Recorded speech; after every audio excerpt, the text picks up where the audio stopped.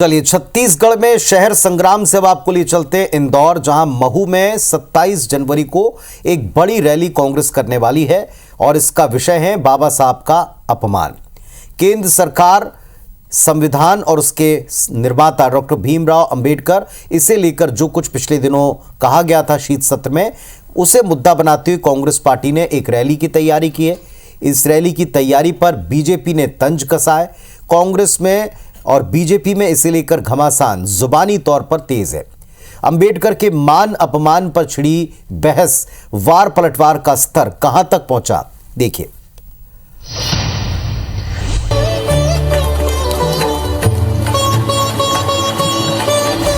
कर्नाटक के बेलगावी में मंगलवार को कांग्रेस की जय बापू, जय भीम, जय संविधान रैली आयोजित की गई। ठीक ऐसी ही एक रैली 27 जनवरी को इंदौर के महू में भी आयोजित होने जा रही है। खरगे, राहुल और प्रियंका इसमें शामिल होंगे। रैली में एक सप्ताह बाकी है, लेकिन इस पर सियासत अभी तेज हो गई है। कांग्रेस केंद्रीय गृह मंत्री अमित शाह के अंबेडकर पर दिए बयान को मुद्दा बनाकर हमलावर है, तो मंत्री कैलाश विजयवर्गीय कांग्रेस पर ही अंबेडकर के अपमान का आरोप लगाकर हमला बोल रहे हैं। राहुल जी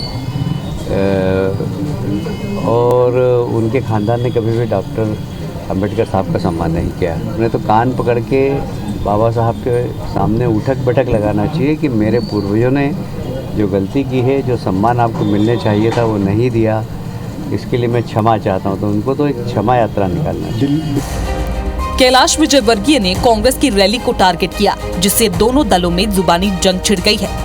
कांग्रेस ने बीजेपी को दलित विरोधी ठहराया, तो बीजेपी ने खुद को दलितों का सच्चा हमदर्द बताया। माननीय मंत्री विजयवर्गीय साहब, आपको चाहिए कि आप अमित शाह से कहिए कि अमित शाह जी आकर के घर घर जाकर के दलितों के घर नाक रगड़ के माफी मांगे। मैं समझता हूं संविधान के हत्यारे हैं आप लोग और आप संविधान को मिटाना चाहते हैं। संविधान पर बिल्कुल आप चलते ही नहीं हो। अगर चलते होते तो आप दलितों के साथ इतने अत्याचार नहीं होने देते। जिन्होंने संविधान की धज्जियां अनेकों बार उड़ाई हों, वो संविधान की दुहाई दें और संविधान यात्रा निकालें। ये देश की जनता के साथ एक मजाक है और कांग्रेस को ऐसे मजाक करने की आदत है। उनके जो नेतृत्व करता है राहुल गांधी जी, वास्तविकता में संविधान का पालन सबसे पहले करने की सीख उन्हें और उनकी पार्टी को लेने का प्रशिक्षण लेना चाहिए। कांग्रेस जिस तरह संविधान को केंद्र में रखकर बीजेपी पर हमलावर है और बीजेपी जिस अंदाज में पलटवार कर रही है, उससे साफ है कि ये लड़ाई आगे और तेज होगी, क्योंकि बात सिर्फ अंबेडकर और संविधान के अपमान की नहीं, बल्कि असली जंग दलित वोट बैंक की है, जिसे कोई भी दल अनदेखा नहीं कर सकता।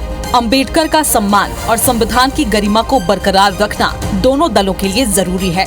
Bureau report, IBC 24।